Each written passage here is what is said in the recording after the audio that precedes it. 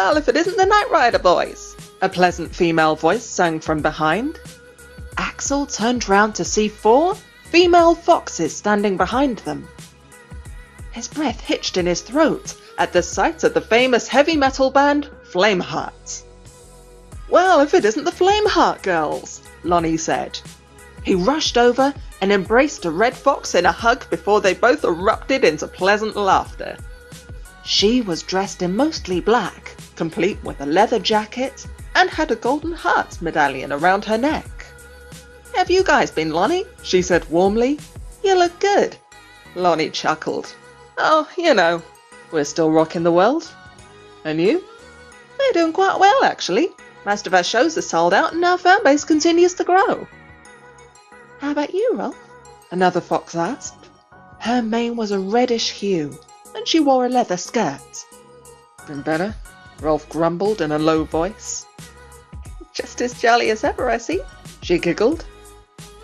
If you didn't know, Axel, these beautiful and talented girls opened for us at one of our major shows back in the day, Lonnie explained. Although he'd never met any of them in person, Axel immediately recognized the Fox Ladies as the ever-growing popular female heavy metal band known as Flameheart. The 2 girls with the heart medallions were the famous Heart Sisters. The fox wearing the black pants was the vocalist and guitarist, Lucinda Hart. Axel noticed that behind her friendly, feminine personality, there was a certain take-charge attitude, which gave her the appearance of the unofficial leader of the group. Consequently, she was usually the spokesperson for the band. The slightly shorter fox in the skirt was the lead guitarist and Lucinda's younger sister, Melissa Hart.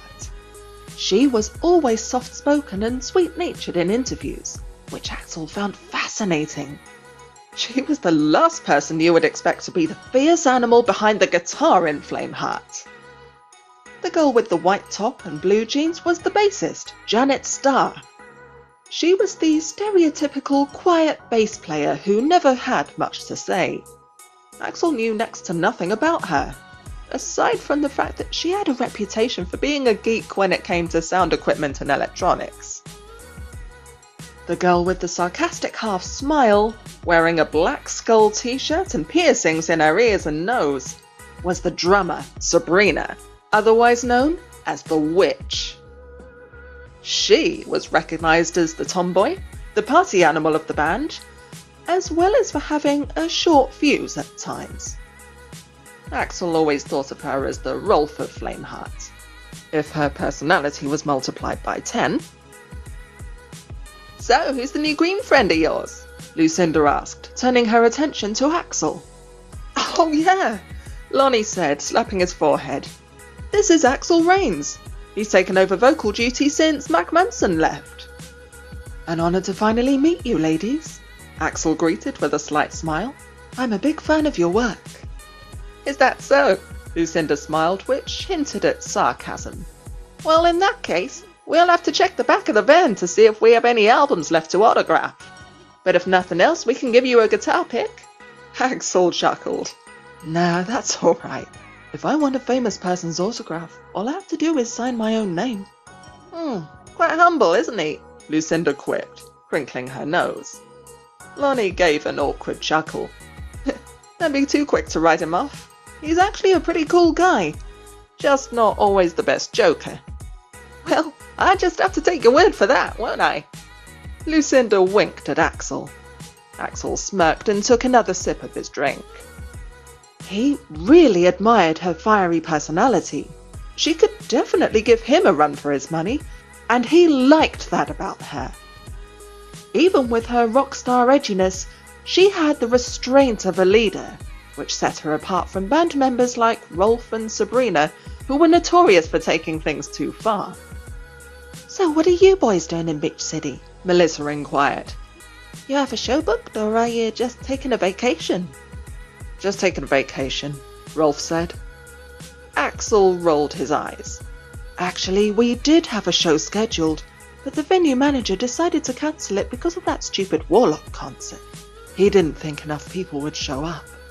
Oh my gosh! Lucinda raised her eyebrows in shock. That really sucks. Ax. I mean, the Warlock concert is hurting the ticket sales for our show tomorrow for sure, but it hasn't been cancelled.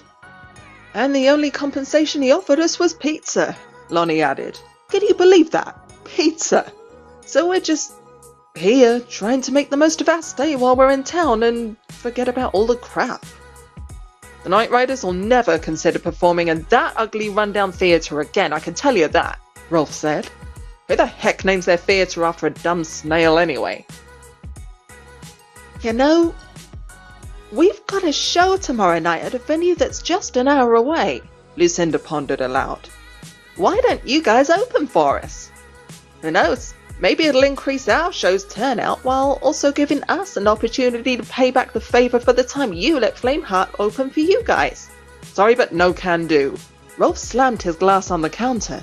We've got to hit the road tomorrow to stay on schedule. Lonnie choked on his snow cone. On schedule? Rolf, in case you'd forgotten, our original show was scheduled for tomorrow. He turned to Lucinda and said, "This is perfect." Rolf huffed and puffed and got up from his seat. Actually, I'm feeling a little under the weather. I just don't think I'm up for the show tomorrow. I'm ready to head back to the hotel now. Gosh, Rolf, cut the crap, Axel snapped. What is it now? As soon as the words left his mouth, he knew he'd crossed over into dangerous territory. Rolf's nostrils flared. I'm feeling sick and I want to head back to the hotel, he said through gritted teeth. Do I really need to spell it out for you, Axel? It's okay, Lucinda interjected in an attempt to break the tension. But if you find yourself feeling better tomorrow, Rolf, look us up.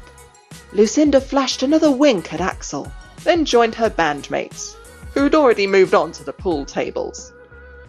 Anger swirled through Axel's veins.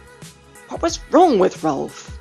He could be rude, but discarding a business opportunity was crossing the line. Listen, Rolf, I may not have been in the band long, but I still know you well enough to be able to tell when you're not being straight with us. Rolf's features softened a bit and he unclenched his jaw. Okay, fine. Let's get out of here first. Axel glanced over at Lonnie, who shrugged and sat up to leave. While walking out of the building, Axel glanced up at the TV and noticed one of the warlocks beheading what looked like someone in a goblin costume. The audience went wild as fake blood splattered everywhere. Anger swelled through him again.